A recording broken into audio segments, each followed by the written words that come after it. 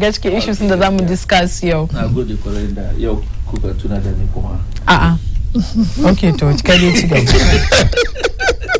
Miss Chief kawai Allahumma tarike so muna makowa viewers mu duka gaisuwa especially National Chief Imam Ghana Haji Umar da saurayin su duka baki daya, Honorable Member of Parliament Honorable Patrick Boma da wani amini na Babangida na Okaikwe Central ga gaisuwanka.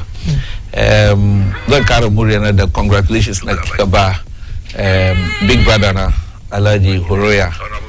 Mu duka mun gan aikin da votes kuma gaskiya ya gwada kaman yan delegates na NDC ido su ya cika da aikin da ya min dadin da yake ma mutane godiya ya kara yan MPP da su ma suka support ko suka yi mai addu'a. Gaskiya ranan I was monitoring throughout.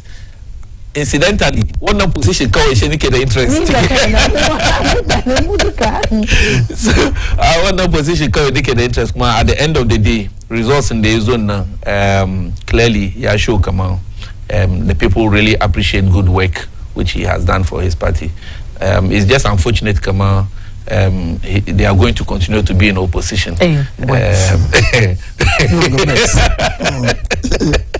That they will continue to be, but generally my regards, my greetings goes to my mom Hajia Fati Kumada, young constituency Duka Bakida, young Nasara especially Alaji Bandada Sauransu, so Alaji Said, the young Nasaran de Duka Bakida.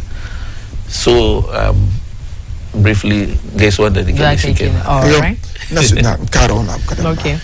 This thing goes to both NDC and MPP. In fact, so I have to tackle one issue seriously. Must tackle one issue so the biggest opposition party in Ghana, the other civil society must have to help us. I tackle corruption vote buying. In fact, it's very serious. Look, Muna accuse manyan nan banzan na ga muku yau. I just went for an election. Ko ba haka ba kuma gaskiya ni I'm voting based on my performance. Ko ba haka ba. There are a lot kuma su maka amma if you with that ba easy bane. Ki fahimta abubuwan da go in ba easy bane. Kana ga kaman won yayi aiki na yayi kira ma dole sai ka ba da wani abu na vote ba. Which is totally wrong. Look, never delegate na su saka ba especially the branch executives. Branch executives, Mumna class branch executive, and people class police station go back about. Look, these people will come in with nothing. If you form so they are same like a branch in the ma, when you propose same suduka. So fill form no some position on the silver platter without even paying nothing. In that case, vote my constituency executives in there. They are demanding something from the constituency executives. They will vote you out, whether you like it or not. They won't vote for you. The constituency executive kuma shima ena make vote mo na so aiki. Ya baka wani abu ko baka ba. Domin shima ena target ya je vote at the regional level. Ko baka ba. In shima je win na regional executive na wanda ina kokari obe kokari ya ce na saka na kokara ma sai ka bani wani abu. Ni wanci kaza ya bani kaza. Ka fahimta ai. Ni man na ga kaboke na baka ni man na target national executive. At the end of it na ya zo end up national executive na shi zai biya bashin kowa. Ko baka ba. Okay, yanzu shi ya occupy office yana zo ne. Yana jira in contract in yazo aka bashi yazo ba kunna. Shi ma gudu kuma ya sadda gidan shi, ya sadda lorin shi. Yana so ya samu riba ba da lose ne so ya same shi ba. So this issue got both MPP and NDC, the National Commission for Civil Education. If it come together, they should fight this thing. I put sanction. When the polling station executive come president can be bribed. The sanction must be applied on you. Corruption. They carry, but never tackle on the issue. That's the basic of the corruption. So we blame politicians. Why so ya gani don't sometimes school politicians no kuke encourage when abubuwa delegates kama nyazo na demand vote buying kama ombaka ba no na wasu susuke approach ku suce muku wanga dai kasa na throw makubin duka wannan question nan ne don me shi zai approach ka kama oh chale honorable in kana so vote maka ni dai ka bani wani abu vote maka. Sometimes some of you guys go ahead and immediately you have to go reporting. Look, muna pick form. So I couldn't pick form now. Couldn't pick form. I vote maka don ya kamata da party na a sanction me shi kwa mission ama an kale shi. So that is where the party have to sit up. Look, you pick for them pick form na ka biya kudi. Because the submission ka biya filing fee da komi. That money na the see akidoka ki take care of delegates. Aki hide the venue.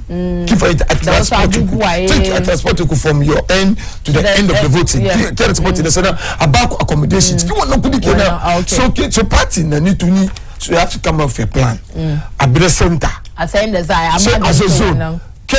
As parents, you not go to them directly. The party will organize that for you. Before election, they have access to you. That's another issue. So the party have to ban that. We'll look at that. You should not, you the aspirant don't go and meet them. The party look to and I find hall in it. And all the aspirants will be there. And then the delegates so sell your product, sell your plans to them. Okay. You have a carry zone, go beside another zone. Alas Rafik, may that don't want to commend the address. Magana is a problem both political parties are facing. Yazaya Amaganchi. Yes, I mean that in the areas wanga issue. Briefly. Yes, I mean that in the areas wanga issue. This shows that he's a good politician because he's not making it look one-sided. One-sided, yeah. Kuma gaskiya ne. Shani kudi ne ya shiga cikin politics mu too much. At the end of the day, she ka zo ka gan kaman the highest bidder nan mostly she win. And so if that is the case, then it means that we are throwing away quality. Then at the end of the day, mbe she doki kudin she essay one position. Yezo mbe ya kiba. At the end of the day, he feels that he feels that maybe Yaba she wanna. So I support the call, but it's going to be difficult. But this is an internal thing. MPP na abinsu. Yeah, only outsiders they regulate how they and how they even do the sometimes it's quite difficult. Yeah, but sometimes there are quality people that just contest for positions. I'm also the Basuda. The next point in the business Charlie, why should it be so? Meanwhile, maybe she need right person. I'm some of the overlooking she. And so at the end of the day, to the extent that the same because she at the regional level, task she bad one. Then at the end of the day, if the national people are also coming, she might have one certain expectation because he has spent a lot. And much of this money is not that couldn't go. So generally, yak mata bude psych will look out for quality rather than one day so I believe that would be the best solution. Mindset that would help. Other than that, it will be difficult.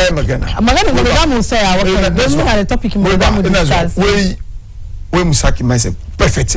Look, Steve Asamabuati during the course of the election, I want Magana. I Magana Sikaskin. Kaga in the quality. I don't know the could say when fraudster. Yes, okay, so now sponsor. I'm going to champion course. That is it. Give a kuma and the BEIN na leyai. Kaga need the key. Look, let's target some generations kitashi. I believe in that too. Need the key. Look, we are not corrupt. When I'm going to attack mindset. Yes. When this kitashi now, Mufara. Thank you. I said to come in the system now. Generation Mugazu Clay. All right. It's a Mufara built from the Kasuji the move. So that's the future. Let's do that. All right. I like to repeat. Very Mufara the case. So for the Kune party or Akebaku Zafi. Gosh, 98 MPs soon join Euphoria Tamas Go campaign. The Forko the Sakai last time Sakazo Parliament Saka call for his resignation. She President Sugarbank Asa Nana Kufuado Yekira Suyemus Magana Echesu Dakata Aba Minister Nkuli Abashi Dama after the what's it called after IMF negotiations and Amagashne Yazoo 90 munga dangane da sanction da ake yi anche even though party actually carry MPs to be by NDC the minority because their plan is malicious. So what's for 98 MPs kuma soon Akira so what is going on? What is really going on? And come on, and lose confidence in the finance minister. Shikma, why is he also still holding on to that position? Haja Nago de Kore, the topic in the Mukakao. It's quite a sensitive area and very dicey. Being an MPP person in the Nike constituency officer, this is a matter that every party person, you should be worried about the situation. It is not a situation that I'm happy, I'm okay that things are going this way. That has not been our expectation, but that should not be our expectation. Now there's a general call by majority in terms majority within the majority. Now call for a certain action to be taken. Now you Kinkao issue Senja now. That one is coming from the opposition. Yeah. They so table one motion now. And then the speaker in his own wisdom thought this is the way to go. One now committee should come up because most of the issues Nasuka raised now borders on certain allegations, money, corrupt, whatever. So you should be able to deal with whether now issues because you can't just come just like that. And we have had a situation whereby, for instance, it depends on the Muka handle Matanga internally. And I think that as a party person, I'm not a happy person. Okay. In the Muka handle issue. Because I know, come on, for instance, during the previous administration, the NDC era, we had ministers who had issues. For instance, we had economic crisis to the extent that they had to put in place special teams to go and find out the way out. Okay. But at no point did the party then in power, their MPs come out to to come out and ask that one MPs it should be taken out. Even if they did it on their quiet, in a nicer way. That is the only part the problem. Yenda MPP act openly. But I also want to believe because now pick Intel come on, we soon take certain steps in the underground. I.e., what now fear and you want fear, but it looks like feedback that she's expecting them.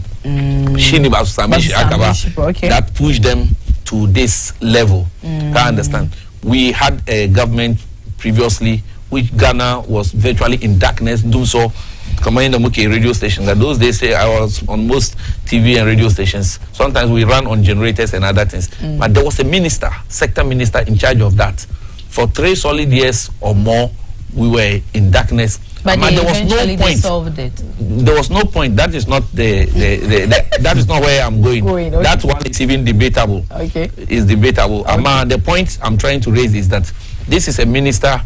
If, for instance, for 3 years and more, the country is plunged in darkness, the person that will be targeted will be the minister. But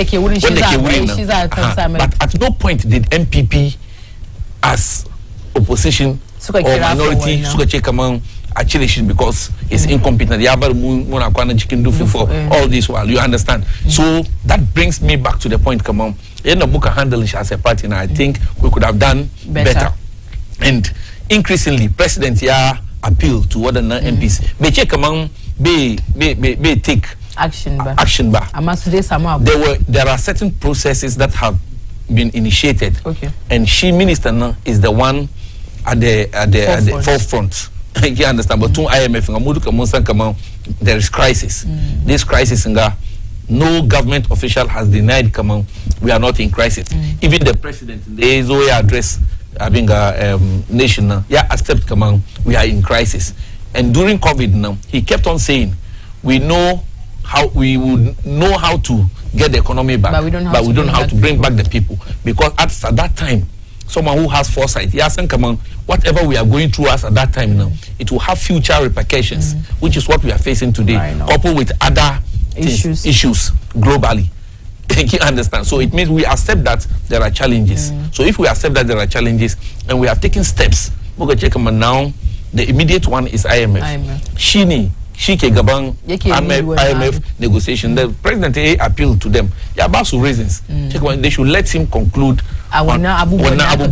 so that then we'll come back and then have discussion. And then from that time now, a lot of discussions are ongoing. So I don't know at what point that they have gotten so dissatisfied to the extent that numbers namaya increasing, and now they are still saying that even budget man then at the end of the day, what is going to happen to government business? Budget in Gayo and between base pay, minimum wage. And all those exactly what Ngaduka, it has to be captured in the budget, and that is going to be what would be applied maybe the following year.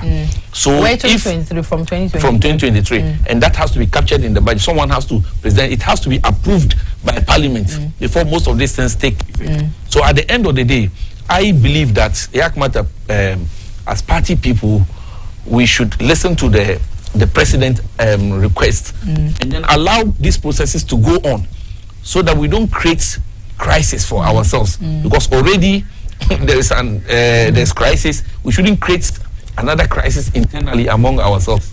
You understand? So now feel come on. Yes, it is within their rights. Nobody can take it away from them to ask for whatever they want. But in the general good of the people of Ghana, because we have to send a budget that has to take care of the coming year. So if we destabilize this process, how is it going to? It's going to bring a whole lot of issues. So appeal to all the MPs that we have a president who has appealed. The issue that you have raised is bogus. Let's throw it away. We know certain processes have begun. Let it complete, and then we will know how to handle it. So it's not the case that Kenoforata is untouchable. Even back Kenoforata, however, generally party nana call for a lot of reshuffle in most positions, from CEOs to ministers, deputy ministers, and all that. In Kaduba, the previous MP, the last MPP administration, she led by the same president, the last one before Wangana. Most of the ministers now sooner need the same people, and like we keep on saying, Basuka any young MPP and doesn't mean that they are the best. Sooner they are. No, I mean I'm talking about the ministers. I mean the general call for overhaul in the party now. There are a lot of other people who are on the fence, but they could also do better. You understand? So, and a lot of people now tout President Kufuor, former President Kufuor, for that way. Any list, I mean, when you go one minister now, only the next minute she has another person. But you may not see exactly where the difficulty is. So it's an appeal. Come on, MPs now to consider the general interest of the party one and the general interest of the people of Ghana. Because at the end of the day, we can disrupt one process of budgets. But deputy economic management, yes, are part of that. Oh yes, they can. There are ways, but at the end of the day, then what happens to the call from the president? Come on, certain processes has begun. You understand? He's told you, and IMF now, whatever we are going to do, even in our budget, is dependent on. So you have started the process. Then in the middle, do you get it? Exactly. So for me, I think it's a good call. The MPs, they should retrace their steps and then listen to the president. Because at the end of the day, I believe that government business should not suffer because of maybe one person. You understand? Because all that they are doing is all about Kenoforata. And this is a party that everybody knows that I've been the Kefarua in terms of economy now. It is a global issue that if you go to the US, if you go to the UK, you go to Turkey and the rest of the countries, they are also having this economic global crisis having a toll on them. So the whole problem lies with only Butunguda. But governance is a whole process that involves a lot of people. Economic management team. One other Dr. Baumia, Alan Chairman, I could say most of the people that I want to even lead this argument. So understand. So most of these people are there. So to push the whole blame on Butunguda Kawe, it is a bit challenging. It's a bit challenging. But nonetheless, that doesn't mean the president should not listen to majority of what majority of the people are saying. Okay. Because opposition is trying to take advantage of this situation, even though in the case also be the but at the end of the day, we should come out of this storm. Yes, thank you. Alajoria, NPP, where kuna ku NDC kuna mischief ni. You are being mischievous. Come on, so look at you, so but you moku hakaba. Don't even though look at you kukarkashing and that set up where answer was most aloli. So but you moku but amoku sense and gada kuke kira is mischief. Is you kuna mischievous. Akwa wani muna funichi da makirichi de kuke so ku kirishisa kuke kira. Actually, she finance minister harukun samu wasu MPs in majority na chewa some boycotts budget hearing. Is it true kuna mischief ni kuna makiri chikuke ma MPP? Why don't look kama kore kenufuriata? So asuka press conference. Arutuka chikuri wa kore kenufuriata. We should meet president. Go back ba. NDC MP suka iwana. Look. Yakabutum Kobuna Donko, Power Minister, Jekiriba 31st December 2015. Power Minister ya resign. Even at that time, Nama, Dumson now, Yazua stable. Dumso Yazua stable. Kifa intai, Ama, ya resign.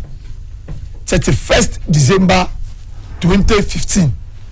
1st January, His Excellency the president at that time, John Dramani Mahama, he received resignation letter. Google Kiduba.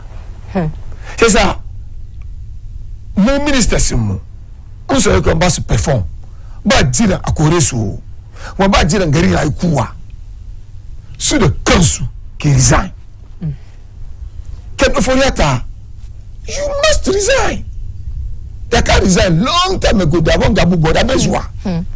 Amba titina kabika kuki. What's the president of Jamaica kama weekend furiata ya kukari. Ko wakaba. We dezo ya kaza isa tuside kendo furiata ya kukari. Kuma geri na kwenda kama kendo furiata be kukari. MPs nshi. Aya NDC ni. Suka futo lead by Apia Kubi. Ko wakaba. Suka futo suka press conference. We president inambe barken furiata ya resign ba su senator su kawo shi down president ina inviting su ya ba su lokaci su yankuri amma ken furiata ina lead negotiate daga IMF ko ba ka ba ya kare iya zo ba an sayin da zai she mu ma NDC muka use sticks platform sunna muka revoke article 82 ko ba haka ba yanzu ku kuje kuna blame mu wai mu muna put pressure aka MPC ku suka ta da wannan issue su da kasu ga garin en koyi in ka bi koyi na abubuwa bai tafi inda kamata aka mu da ransuwa kamar ba zuwa IMF aka koma IMF if you come back to IMF na makwe na goda kuma African farata ya fi resign bai na ga babo kende Japan ya ga we zuwa IMF MPP na goda where the government has failed domin inda kace kaman ke baka zuwa kenan wai wani ya tayi wuri ko ba haka ba da muka tayi IMF ba alherin wasa muka samu ba sai kuka zo kuka extend it to 6 months instead of you to continue that program na sai kuka cut agreements ku da su we government take to IMF luka it's a failure government kuba ku zo IMF sai kuka kuma back kaman ka tufa me ko kuma kalashi so maganganun da kuke we mu NDC mu muke put pressure kan ke no feratan na is not yet beta so ba aki faitai your own MPP MPs for the consumer come 80 something and in UK 98. This tells you that the hit on the president to sack Kenforiata is high, but the president is still on its car. Be coolish, say Yajia negotiate from IMF na Yazu, but yo Shiza end IMF negotiating number. Domini, according to sources the Mukisamu, we Kenforiata came my IMF for the figures. Kadeni they go down well with them ba. So Sunak tries to catch up what is happening. Babashangi Amikiba, Kazuchi system now. You see where Ghana is heading to. Okay, Magana, Saja Kauma, Russia-Ukraine war, COVID-19. We are sick and tired of these excuses. Zake Magana, we new Russia and new UK Prime Minister Sunak. Yati kama COVID-19. Look, that man has the right to use COVID-19 as a yardstick. She has a iskini. Ya inheritance of the number crisis in the Kobakaba. Ama wadanga kukula crisis in the back to solve. Kuba resign. Look at Lizzie Truss. Lizzie Truss just came within 44 days. Can resign. Tell you about being a Finta. Ama kunanga titsida kukuda. Okay. Kuba, you have nothing to offer. But solution. Arezo ana IMF arezo bakari negotiate mo. Why process ne yakamata abasu damasu be process ne imbe kari but they behind the side buy interrupt so therefore what's the plan B? Can a carry processing na? Plan na no ke na shem wona ya yazo tukuna za je plan B. So like Ghanaians ana suffer. And zero up to processing IMF. Ya carry sannan zamu revive kamu kodemi kuma kisa kama IMF yazo. So put more conditions, and all of us know the conditions are not going to be easy. Keep finding time. So what is the government doing before that negotiating end? So Ghana at least is masalam na always na karwani o. Ba wai na is bane kaga gaskiya zuwa gaba da aleri yazo. Kamar yaro ne kaski na ciwo ko ke da kanka kana ciwo sai ka sai ma sai paracetamol ka sha so ka samu sauki ka mai kai ka hospital amma da yake sai paracetamol nan sai ka kana kare na ciwo wala ka samu akwai masauki kenan a ka samu effective magani shi ka sha thank you to yanzu ga ba a samu mu na pain na is mu na pain da muke yin na kamin maganin nan kenan IMF nan za a je nan ai har yanzu ana jira ai abun aka saka man kace consulting mu ai na take time to kuna doctor ya baka ama kamin doctor baka je consulting mu ko do in ka watch am ba ki first area so abo person na go back ba do me is pain ka face doctor ama mu still baba mu na magungu na bawo still muna cikin feel pains. So the call up of 98 MPs can further be resigned by soon boycott budget statement in one number 427. So they come personally as well. We both the government, both the president and his cousins. So no matter which parties. MPs now. So they are fighting for their party because they know the danger ahead in 2024. Aki for entire. So fight the screen now, but soon fight for especially Ghanaians money. So soon say that soon survive now, your party will survive 2024. That's what they are looking upon. Keep for entire. So call on Kenufura Tai resign. To me, it's a good call. The committee na cassette. Yaba mama kima amber Katie Hamo. I head that committee na. Look, Bam Samu Shilafia. Until Kenufura Tai. Meaning, Casey Amon, I can shake it. He's a member of parliament. He's so biased. Kina duba. He biased. Kina programs in. Questions ne kama tetambaya na tambaya. Ina duba briefly. Is that so? Kone ke yo ai finance minister ya zo yo hesa na duba. We finance minister zo respond. Kan we on the 8th that go be respond. Friday respond. Kan abenga na. We are waiting for him to come. When the respondents will respond. The best respond they can resign. Cool. Yes. My president Tasha Kubasha Akuri carry IMF negotiations. Look, president in a head me. President Ghana Kamba, Basine Ghana go. Okay. Ghanaians are there. The masses are calling for his commander in chief. He's a commander in chief. Mbakowa, ya your command. Mbakowa, ya your command. What is your command? So you should listen to the people. You should listen to their voices. And your own people are telling you that present, but the guy there is a currency. Why is it that Basu can the president Basu can resign? akona break boy mai ni ko de me akona bu de resign asiya to nunu akona bu da she president ke be cover up for ke for that akode we understand what is going on.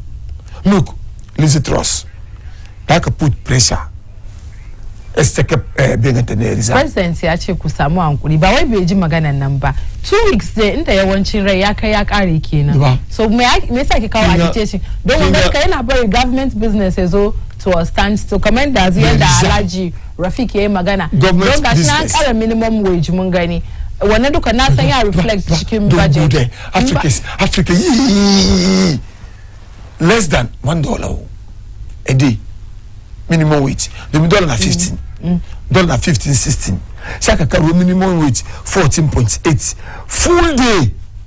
Then a 1 hour. 1 hour per hour $15 ki biya mutu. Kai aiki 8 hours.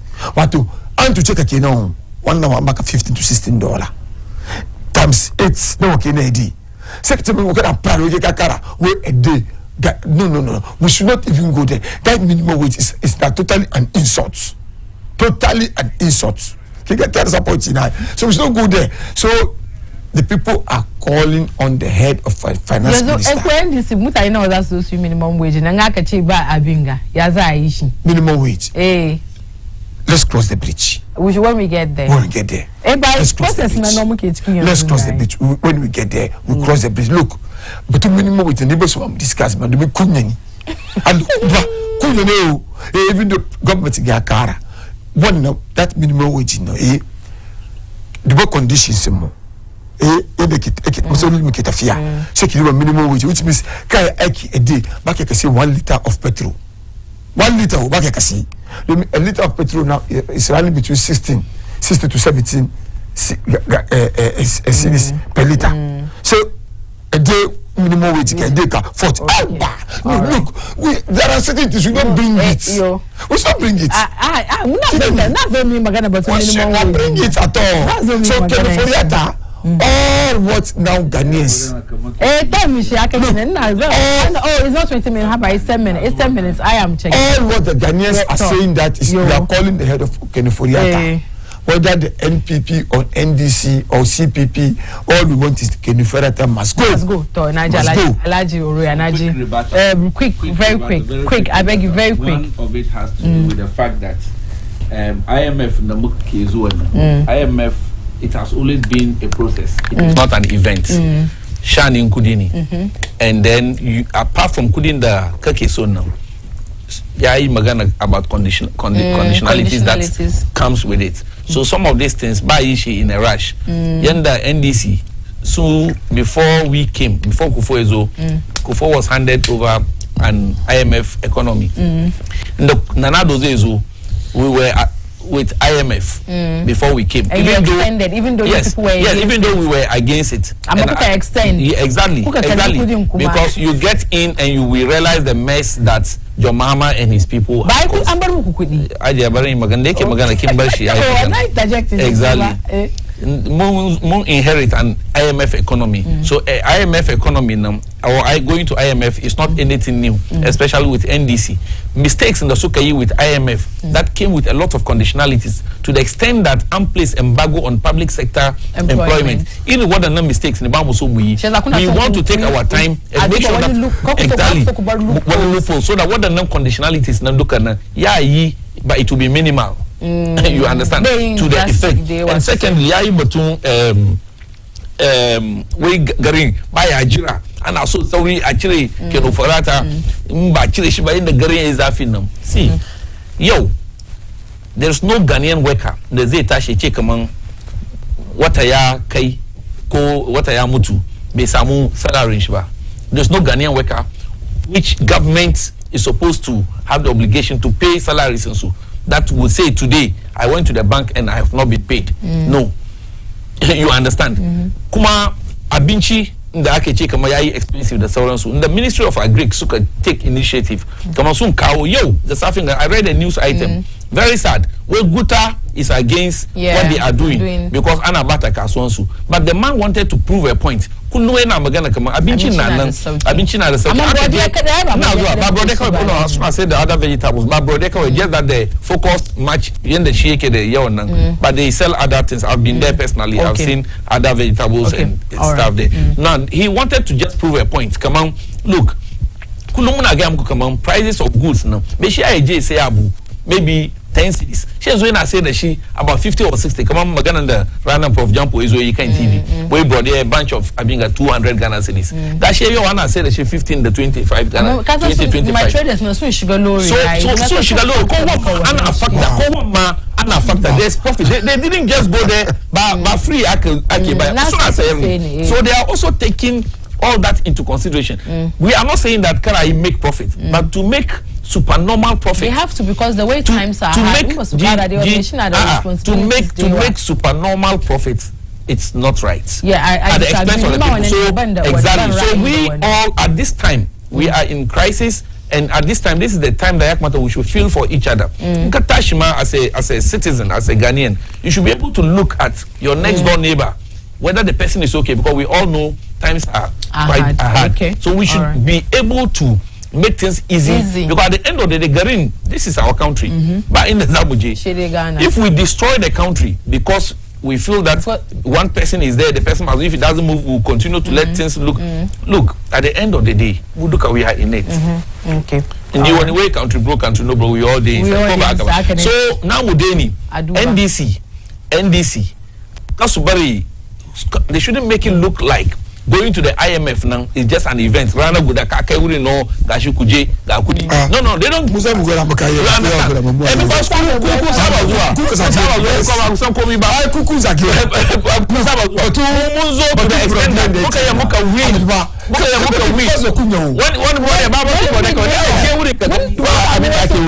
See, the truth is that. Hold on, I have some messages here. And so read. Wanga from Facebook message in the Opari Suhum. Why the minority should give us a break. The NDC should tell Ghana what they will do for us and stop that propaganda message across the country. Big up to Honorable Protozwa and Honorable FOA. Sanokma Assalamu alaikum MPP are playing with Ghanaian people, but sooner or later they will pay the price. Sanokma daga in Shiraba and Elka Mashama constituency, where NDC and John Mahama should tell us their alternative. We are moving forward, no turning back, because MPP government has performed better. We need them to continue the good work come 2025 and beyond. Inshallah. Special greetings to President, to His Honor Excellency Dr. Mahmoud Baumia. Sana assalamu alaikum to you all. My name is Smaila Hussein Maiga, new Fadama in Okaikwe Central. My greetings to you, my sister, and especially my honorable first vice chairman. May Allah protect you all. Read. Sana Dr. Down Blow from Brimsu, where the daily minimum wage of 14.88 is a mockery to Ghanaian worker. With this gross economic mismanagement, which has occasioned hardship, what can this token do to a worker per day? Even this amount cannot take care of one's transportation. How can inflation be around 40% and increase in the minimum wage is now up to 3 cities? This an insensitive government. My regards to Professor Nana Brown Cloche. Mumbu the phone lines up here. Kira 0553 683 010 798 Unko Kira Kurege volume TV sets Nkukuma Banda Zagi Muje straight to the point. So Adia quickly, Yaiba minimum wage. 1 minute. So yeah, 1 minute. Yeah, Yaiba minimum wage. I've been there Kamata mo understand. So call online. Alajwe, hold your thoughts now. Hello, salaam alaikum. Wa alaikum assalam wa rahmatullahi wa barakatuh. Chama ala bodi kwa lafia. Lafia. Nini chairman Olabode William na call the Nima. Okay.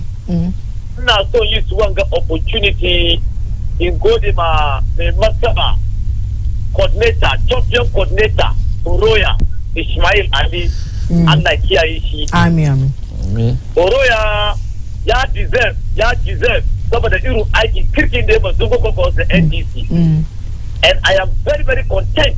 The Honorable Oroya, a win massively. And Nakia Ishi. But I said the equal Allah. oro zai aiki ba dogo gogo kuma ba NDC inshallah ina gode ma brother na kuma na MPP ne ke cikin studio ya laji salmaki da kai abin da ke cini oro ya riga ya magana gaskiya ne ina tsamani dan wana ina so tambaye shi was in Ghana from 2017 to 2019 I was because the economic hardship of this country started way back from 2017 to 2019 to 2022 and Kofola is the main cause together with the economic management team. You not so they don't want to brother another MPP in the case to you. It's not economic management team. It's not Professor Jambako. It's not Alaji Martin. It's not Ose Akoto. It's not Dr. Bawumia. What are they? Now remember 2017, Dr. Provena about elected, Pena about elected. Amma is about Fuji. This shows that he's busy. Magana ba inda bai magana. Ya ji magana. Kuka je kuka hai mutane ya zo ya bai kuma. His Excellency John Dramani Mahama. They go a rescue one the nation. Tambaye shi wai sabon mama ko sofon da muka sani. Sai duka na ke ki tambaye shi question. Alhaji Rafi gwan tambaye ka wai sabon John Mahama ne ko sofon nan ne sai zo ya gyara. Wannan after the show ka Brazil sun koma minimum wage na kuma president yes minimum wage. You see, ya kamata mu set records na straight. You see, as you know, people want to understand what minimum wage actually means. Yeah, I will let you explain that. Hello, salam alaikum. Hello, salam alaikum. Yeah, wa alaikum salam. Ya ku ya rage volume TV set nan na some feedback background. Yeah, salam alaikum. Wa alaikum salam, sunan ka da inda kake kira? Sunana Kutuka daga kasuwa. Okay, muna jin ka Kutuka. Insha Allah. Ya kuri na son contribute program. Don mi ban jin Hausa nan da kyau. O ba laifi me contribute program no. Okay. Sa MPP man o kan say what do you call enema boy for ni lord pen se si an o kan say workers. Na workers in the sense workers salary no. Any what do you call patrol ni ma na ya tu the sense workers salary da ben anu mutumu. Ya ma work kabia 20% kola. Kita prano de for car and think they could use Canada. And so that's what we stand on man say. Send for true ni wana ko soro no stand on to work salary and then ayi ni be match ana. Me program. You by Osakotokai. Hello? Me pa next time say ufra send o ka say sa MPP man no un say u nim de be come ka say o MPP ni na o ti ho no ba send o ka say sa MPP un say I say you Martin me that's what question no be ma wo omuaye ya da say wa frey anofe Kutoka daga kasuwa question da shi ma yace kenan bari quickly bari kamu mu pick call nam ina so ka bari mu pick last call na she ka abinga. Hello, salam alaikum. Hello, salam alaikum. Wa alaikum salam wa rahmatullahi wa barakatuh. Yankuri sunan ka da inda kake kira? Yankuri sunana Tawfik, ina kira daga kasuwa. Okay, muna jin ka Malam Tawfik. Yance ina gaida ya kun da ku zaune wurin dukan na gaida ku. Muna ansawa. Sannan kuma ina gaida Alhaji. Yankuri gyara sai wanka da kyau line na break.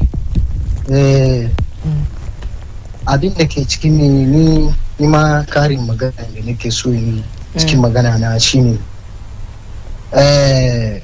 abin mu duka muna garin gawo muna kallo abin da ke cikin garin ga isa ni dai hello ni dai ina gan abin da ke akwai ni kina ji na ina jin ka daga muryanka kadan ina gan abin da ke akwai ni ina gan mu duka muna garin ga muna gani abin da ke tafiya shi sa inda mutane mu ya MPP in suka zo da su muna magana ba su muna magana da zamu gan kaman mun samu saukin kanmu abin da ke tafiya yanzu akan gan nan ba batun wai da zo ana wani gyara wani magana maganan na mu duka gana kowa na kallo abin da ke tafiya isa su duba su muna wani abin da dai muna sauki abinda nake da shi ne dan fadi. All right. Wa alaikum assalam, mun gode Malam Tawfiq da kasuwa. Last call again, so briefly barin baka dama. Yes, so quickly last call on the kind minimum wage na ya tambaya question we may government so far for workers about this. Muduka Muntuna, you are media people kun san kaman in just some 3 months ago government yaba workers duka 20% cola 15% cola about 15% cola to every worker, and that is a government that thinks about the people, because at the end of the day Monsan Kamam things have gone now for the consistently here. Come on, government we are not having challenges, but we are having difficulty, and government has accepted. I mean the Sukai in that regard Kenan. Kuma this minimum wage it comes with 15% cola. All right, against 2023. Apart from the minimum wage now. Meneni with minimum wage ni amounts nda kudin da bai kamata worker ko ni institution e biya worker shi anda wannan kudi ba. It doesn't mean kaman automatically every worker is taking 14 Ghana cedis nan shi ake ba every worker. You wonka doki salary mutane, you get to realize that people are taking about 10 times of what the minimum wage. Ama the caution is tripartite committee now 3 bodies ke wanga negotiation by government however one of the tripartite committee, another government, the one side, second one Ghana Employers Association, and the last one is the organized labor. So 3 unions, employers, government, 3 bodies, employers, government, and then employees, that is the labor unions. Now soon na meet ni at the end of every year to review activities, and at that point especially most of these are foreign companies, they shall be a Ghanaian at the lower than the minimum wage. So they are telling you that 14.88 kaka bia ko salary below that. Exactly. But kaka bia below that. Someone create. We are making it look like every worker is supposed to take just that. And I'm telling you that there are people who take about 10 times what the minimum wage. So on Kazaman Kayi shake, one now open, way less than $1. Then what happens to when they can take about 10 times or 15 times of that as minimum wage? So the point is that 50 pounds. Yeah, that's the don't make that. Don't make that. At the end of the day, you can't do that. At the end of the day, no, that's a new one. I've been taking. That's a new food. I can't so much. You understand? You don't go to the at the end of the day, but 1 minute, no, we just came. 1 minute now was the earlier one. Secondly, so it doesn't mean come on check our 14.2 whatever one now you are taking far above the minimum wage, and that is it. That they are saying that we realize the situation. No worker, and they are very strict about it. No employer should pay any worker below that. And that is a government that listens to the people and knows that there's an issue and then we need to address it. In Dakuno Zakubayan. And before so minimum wage was around 4 Ghana. Okay, don't say natural. Don't let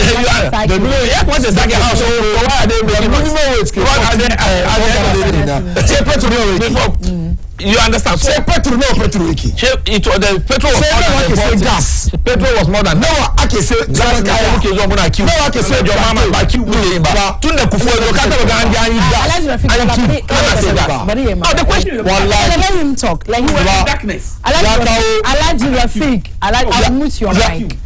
Kill me again. Kill me say gas. Wallahi kana kaniye. Wallahi kana kaniye. I'm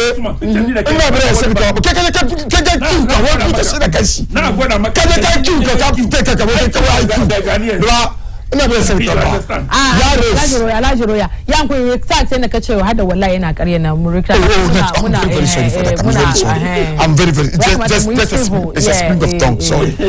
Kinga baba ya na kaba tu sani planté ya rage ba no amma ya je wurin waya akwai other vegetables plantain dai saboda shi yake da yawa shi aka bari haka barin kare magana na kin ga abin aka yi na zama da kana to skit TV kisa abin ke tunani a lalla 1983 kam da gana ki ji wa ina za su kai yana ki ras sai kai da abin da kai riga Allah ka ba su ruwa so a gane ka na kashi mu an goma da gada baya da baya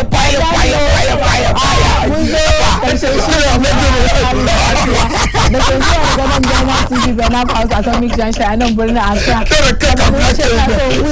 Hariya Faruk happy birthday from sister ki Khadija Kubura Kailani. Hariya Faruk da take Wisconsin University muna wishing ki a happy birthday from Khadija Kubura Kailani kenan. So masu kallo anan za mu kawo muku karshe shirin mu na yau na Tsarin Safiya. Ina gode ma wanda suka taimaka muna Alhaji Roya da kuma Alhaji Rafiq suka tattauna muna wannan shiri da muka kawo muku shi. An zam gode ma wanda suke taimaka muna muke kawo muku wannan shiri a mako da timin shi a MCR sannan kuma producer mu da executive producer Suwadi Yakubu da abokan aiki na Jama Muhammad Ibrahim da Malam Fari da kuma Yusuf Said da suka taimaka muna muka kawo muku wannan shiri. Ka ku manta za ku iya bibiyan mu a shafukan mu na sada zumunta a Facebook da YouTube a Baina TV a Instagram Baina_TV a Twitter kuma a Baina Media. Haka zalika za ku iya karanta labaran da ke faruwa a cikin gida a kan yanar gizon mu www.bainamultimedia.com. Sunana Salma Ahmed Bandawo nake gabatar muku da wannan shiri nake ce muku ku huta lafiya. Keep watching Baina TV, connected to your world. Loves to recite, saving his love. I can't get enough of him. Got countless songs of him. Without his love, I'm absolutely incomplete. I can't get enough of him. Got countless songs of him. To lose his love will mean the very end of me. I just can't get enough of you. I just can't get enough of you. I just can't get enough of you.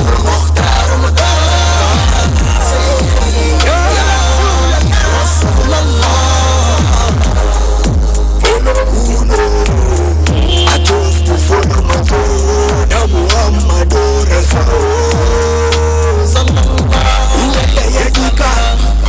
ya sara nan duniya har can lahira. Wanda ya soka ya tabbata mai dadin kai har kiyama. Sina da mincin Allah ya tabbata gare ka manzo na ya ta. Mai daraja kan dukkanin halitta nan duniya har gobe kiyama.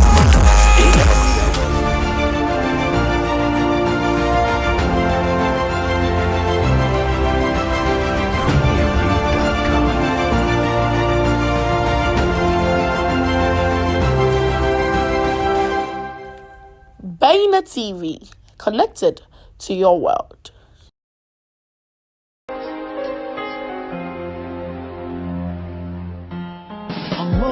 Assalamu alaikum wa rahmatullahi wa barakatuh. Gaisuwa ne daga Hijama Heba Clinic. Jama'a, Annabi sallallahu alaihi wasallam ya bamu busharayya da dama cikinsu dangane da ciwo da samun lafiya da magani. Annabi sallallahu alaihi wasallam ya ce kowane magani, kowane ciwo na da magani, kowane ciwo na da magani. Ce wannan ya sani, wannan bai sani ba bai sani ba. A Hijama Heba Clinic muna kokari mu rayar da wannan fadiwa na Annabi sallallahu alaihi wasallam cewa babu shakka kowane ciwo na da magani. Shi yasa a daidai wanga lokaci waɗanda suka zo Hijama Heba Clinic za su yi shaida cewa sun zo da cirutansu kuma alhamdulillah Allah ya sa sun samu lafiya saboda mun yi imani kowane ciwo na da magani. Wani irin ciruta Hijama Heba Clinic ke magance?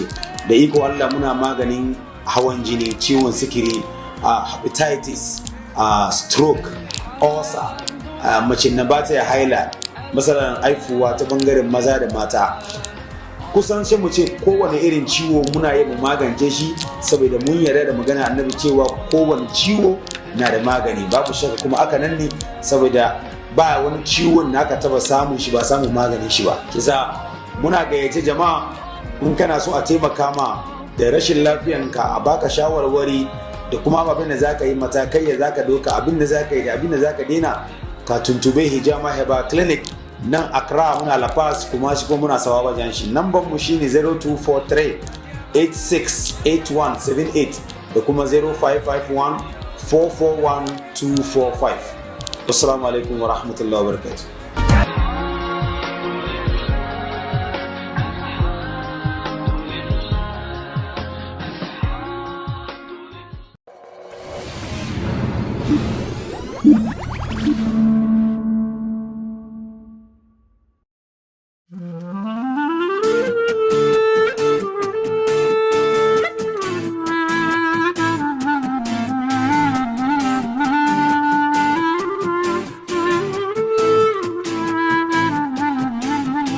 أنا لست ممن قال كان أبي، بل قلت للأكوان هانذا عزم وإصرار ملا قلبي، لم يثنني قول لذاك وذا أنا ذا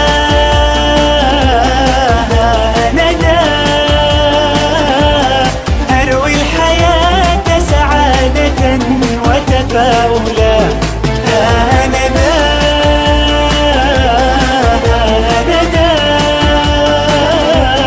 لا مستحيل يعيقني في الكون لا. كم قال لي بعض ستبقى هنا، انظر لطول الدرب لن تجني، ما كنت أسمعهم فذاك أنا حر طليق واثقا أبني أنا ذا أنا ذا أروي الحياة سعادة وتفاؤلا أنا ذا أنا ذا لا مستحيل يعيقني في الكون لا.